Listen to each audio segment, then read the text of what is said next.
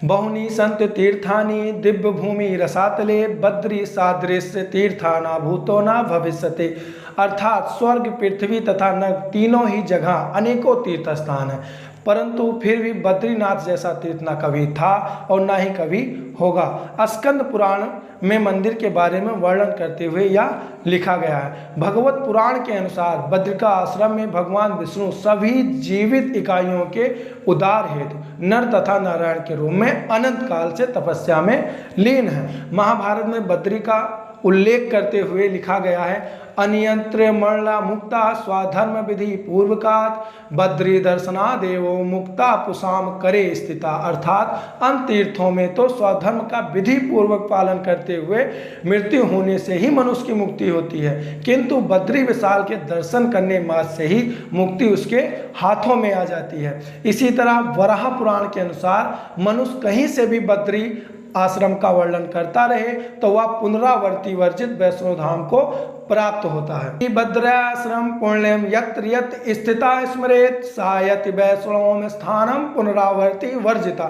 इतना महान महिमा वर्णन हमें बद्री धाम का पुराणों में मिलता है। आज के इस वीडियो में हम बद्रीनाथ धाम के बारे में रोचक तथ्य, रहस्यमयी बातें, कथाएं और महिमा का गुणगान करने वाले हैं। अगर आपने चैनल को अभी तक सब्सक्राइब नहीं किया है तो चैनल को सब्सक्राइब जरूर कर लिए। चलिए शुरू करते हैं भक्ति भाव से परिपूर्ण इस वीडियो को।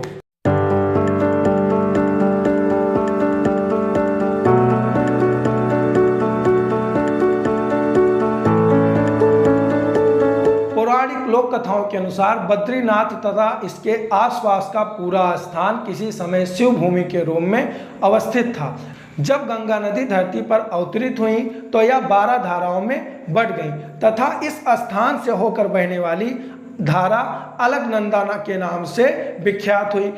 मान्यता अनुसार भगवान विष्णु जब अपने ध्यान हेतु एक उचित स्थान खोज रहे थे तब उन्हें अलकनंदा के समीप यह स्थान बहुत भा गया। नीलकंठ पर्वत के समीप भगवान विष्णु ने बाल रूप में अवतार लिया और क्रंदन करने लगे। उनका रुंदन सुनकर मां पार्वती का हृदय द्रवित हो उठा और बालक के समीप उपस्थित होकर उसे मनाने का प्रयास किया और बालक ने उन्हें ध्यान योग्य करने हेतु वह स्थान मांग लिया। यही स्थान वर्तमान में बद्री विशाल के नाम से सर्वविदित है। विष्णु पुराण में इस क्षेत्र से संबंधित एक अन्य कथा है जिसके अनुसार धर्म के 2 पुत्र हुए, नर तथा नारायण, जिन्होंने धर्म के विस्तार हेतु कई वर्षों तक इस स्थान पर तपस्या की। अपना आश्रम स्थापित करने के लिए एक आदर्श स्थान की तलाश में वे वेद बद्री, योग बद्री, ध्यान बद्री और भविष्य बद्री नामक 4 स्थानों में घूमे। अंततः उन्हें अलकनंदा नदी के पीछे एक गर्म और ठंडा पानी का चश्मा मिला।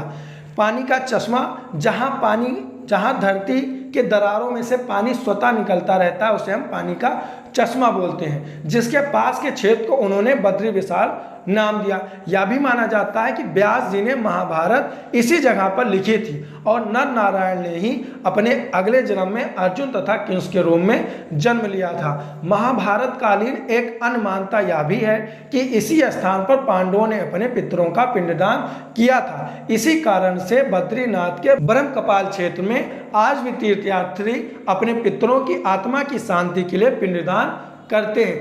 अगर वर्तमान स्थिति की बात की जाए तो बद्रीनाथ अथवा बद्री नारायण मंदिर भारतीय राज्य उत्तराखंड के चमोली जनपद में अलकनंदा नदी के तट पर स्थित एक हिंदू मंदिर है।